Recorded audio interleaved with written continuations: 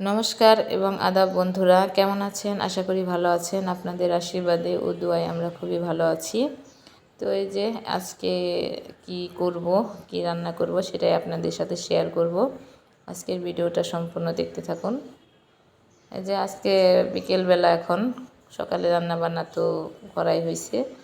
তো এই যে আজকে বিকেলে চিকেন ফ্রাই করে দেব। প্রত্যাশা অনেক দিন ধরে খেতে চাইছে।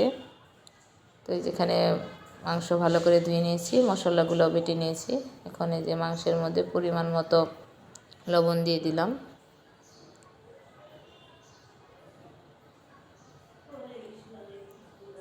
এখন হলুদ দিয়ে দেব, শুকনো লঙ্কা দিয়ে দেব, তারপরে ধনিয়ার গুঁড়া দিয়ে দেব, জিরার গুঁড়া দিয়ে দেব এবং গরম মশলার গুঁড়া দিয়ে দেব। সব মশলাই দিয়ে দেব। একদম ঘরোয়া পদ্ধতিতে বানাবো, মানে আমার হাতের কাছে যে মশলাগুলো আছে ওগুলা দিয়ে বানাবো।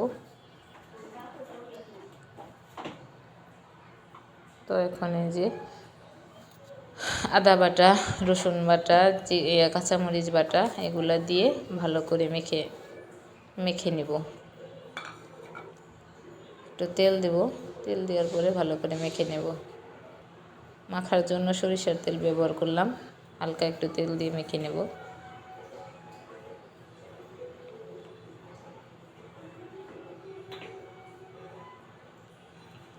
তো আজকে করতেছি কারণ সামনে আবার আসতেছি নিরামিষ খাওয়ার, 4-5 দিন নিরামিষ খাবো। কারণ কালকে একাদশীর আগের দিন হবে, পরের দিন একাদশী, দ্বাদশী যাবে, তারপর আবার নৃসিংহদেবের উপবাস আছে। তো সব দিয়ে 4-5 দিন নিরামিষ খাওয়া হবে। তো এর জন্য ভাবলাম যে আজকেই করে দিই, কারণ আবার কয়েকদিন খাওয়া হবে না। ও আবার খেতে চাইছে, মন খারাপ করবে। তো এর জন্য আজকেই করে দিলাম। তো এই যে আমার মাখানো হয়ে গেছে। এখন মাখানোর পরে মনে পড়লো যে সস এনেছি, তো একটু সস দিয়ে দিই। এখন এই যে সস দিয়ে আবার ভালো করে মেখে তারপরে ঢেকে ফ্রিজে রেখে দেব আধা ঘন্টা বা 1 ঘন্টা। মানে এটা আমি বানাবো হচ্ছে সন্ধ্যার পরে। প্রত্যাশার বাবা অফিস থেকে আসবে, তারপরে সবাই একসাথে বসে খাবে আর কি। তো এই যে আমার মাখানো হয়ে গেছে, এখন ঢেকে ফ্রিজে রেখে দেই, তারপর সন্ধ্যা পূজাটা দিয়ে নেই।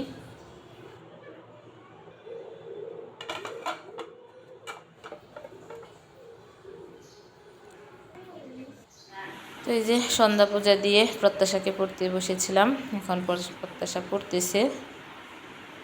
তো প্রত্যাশার বাবাও চলে আসছে। এখন আমি যাব যে চিকেন ফ্রাই করতে। এখন ফ্রিজ থেকে মাংসগুলো বের করে নেই। আসার সময় একটা চাল কুমড়া নিয়ে আসছিলাম স্কুল থেকে আসার সময়, তো ওটা নিচে রাখছিলাম। কৃপা সেটারে বল বানিয়েছি, খেলতেছে। তো এই যে মাংসগুলো বের করে নিলাম।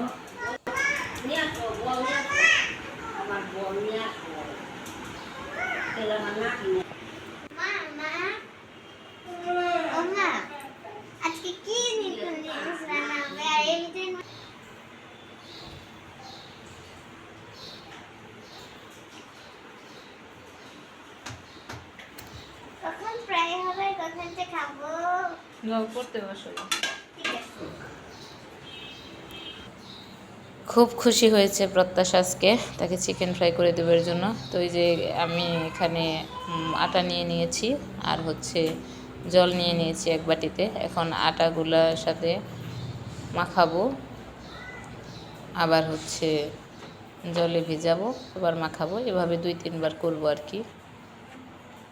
তো এখানে অনেকে বেসন ব্যবহার করে, আবার হচ্ছে যে বিস্কিটের এক ধরনেরই থাকে গুঁড়া, ওগুলো ব্যবহার করে, কিন্তু আমার কাছে ময়দা আছে, এর জন্য আমি এটাই ব্যবহার করতেছি। আটা বা ময়দা যে যায়, মানে যার কাছে যাই থাকুক,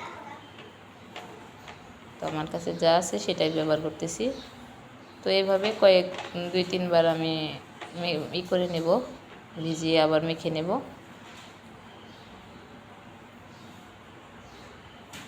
মানে এটা আমার নিজস্ব একটা পদ্ধতি, মানে বললামই তো যে এত ভালো করে পারি না, মেয়ে খেতে চাইছে, মেয়ের মন রক্ষার্থে চেষ্টা করতেছি ঘরোয়াভাবে ওকে চিকেন ফ্রাই করে দেওয়ার জন্য। তো আপনাদের মানে আমার এই রেসিপিগুলা বা আমার এই পদ্ধতি আপনাদের কেমন লাগতেছে অবশ্যই কমেন্টে জানাবেন। ভুল ত্রুটিগুলো বলে দেবেন যে না এভাবে না এভাবে করলে ভালো হতো। তো একে একে আমি সবগুলা মাংসের টুকরা আর কি মেখে এইভাবে রেডি করে নেব। তো এই যে সবগুলা রেডি করে নিয়েছি, আর সাথে একটু ডালের চপ করব, মানে ওই যে ডাল বাটা ছিল ফ্রিজে, তো ওটার এই পেঁয়াজ দিয়ে কাঁচামরিচ দিয়ে হলুদ লবণ তারপরে জিরার গুঁড়া সব কিছু সব মশলা দিয়ে ভালো করে মেখে নিয়েছি, ওটার একটা চপ করব। খুব খুশি হয়েছে আর কি, পড়াশোনা শেষ করে নাচানাচি করতেছে, বোনের সাথে খেলতেছে। তো এই যে কড়াই বসিয়ে দিলাম, এখন তেল দিয়ে দিব। আমি পরিমাপে মানে মাত্র 4 পিস ফ্রাই করব, তো এর জন্য পরিমাপে তেল অল্প দিলাম, মানে 2 পিস করে ভাজবো।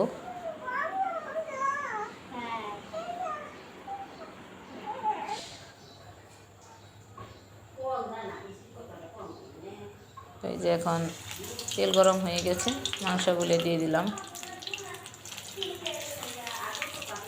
তবে মিডিয়ামের থেকে কম আছে, আর একটু মানে একটু সময় নিয়ে আর কি 10 মিনিট সময় নিয়ে আস্তে আস্তে ঢেকে ঢেকে ভাজবো, একটু সময় নিয়ে ভাজবো। চিকেন ফ্রাই করতে একটু সময়ও লাগে, কারণ ভিতরের মাংসটাও তো ভাজি মানে সিদ্ধ হতে হয়। অনেকে মাংস সিদ্ধ করে নেয়, আমি আবার সিদ্ধ করে নেই মানে এমনি মাংসটা ম্যারিনেট করে ফ্রিজে রেখে দিয়েছিলাম, সেটা তো আপনারা দেখলেনই। তো ওইটাই ওইভাবে শুধু ভাজতেছি, কিন্তু একটু সময় নিয়ে ঢেকে ভাজবো আস্তে আস্তে করে। সময় নিয়ে ভাজলে ভাজিটাও ভালো হয়, খেতেও ভালো লাগে। তো এই যে 2টা ভাজা হয়ে গেছে, মানে একদম কমপ্লিট হয় নাই, আরেকবার ভাজতে হবে। আর 2বার ভাজলে ভাজিটা আর একটু ভালো হয় আর কি, একবারের থেকে 2বার ভাজলে খেতে ভালো লাগে। তো আর যে 2টা ছিল ওই 2টা আমি ভাজি করতেছি এখন।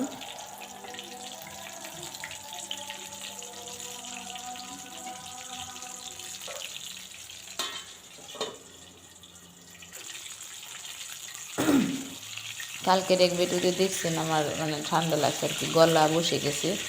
তো গলা ব্যথাটা আজকেও মানে হয়নি, ভালো হয়নি, তার জন্য কথা বলতেও সমস্যা হইতেছে। তো এই যে আমার ফ্রাই শেষের দিকে, এখন একদম ভালোভাবে 4টা একটু ফ্রাই করে নেব।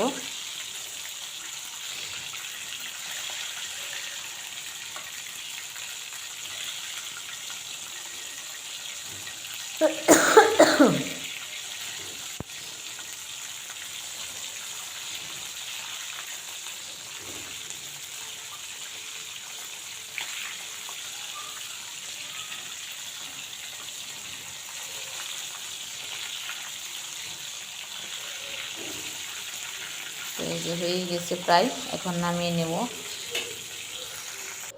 এই যে নামিয়ে নিয়েছি আমার ঘরোয়া চিকেন ফ্রাই। আপনাদের কেমন লাগলো অবশ্যই কমেন্টে জানাবেন। এখন ওই যে ডালের চপগুলো ভেজে নেব।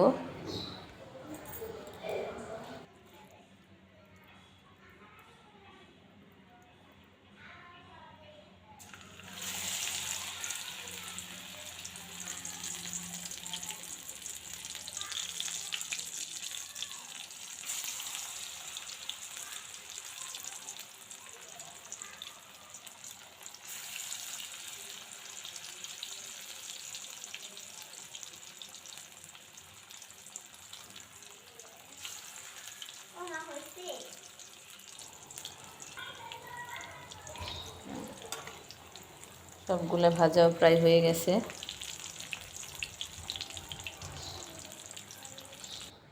তো এই যে সব বানানো কমপ্লিট, কেমন হয়েছে অবশ্যই কমেন্টে জানাবেন।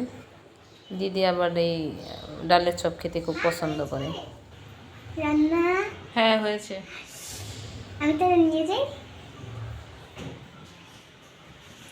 অস্থির হয়ে গেছে।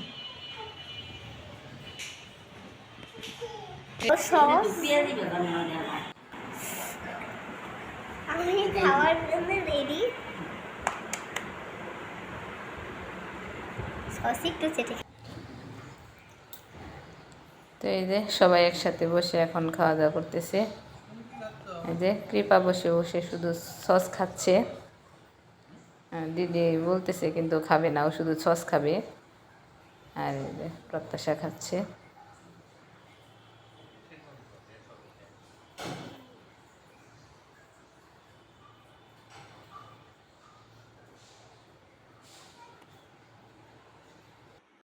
পারফেক্ট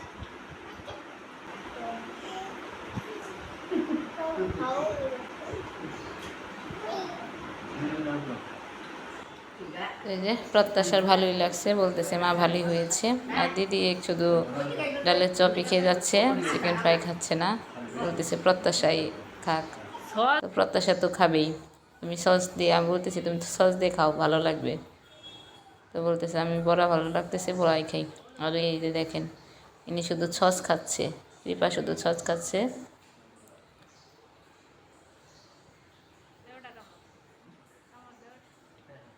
তো প্রত্যাশার বাবাকে বললাম কেমন হয়েছে, তো বললো হয়েছে ভালোই, খারাপ না।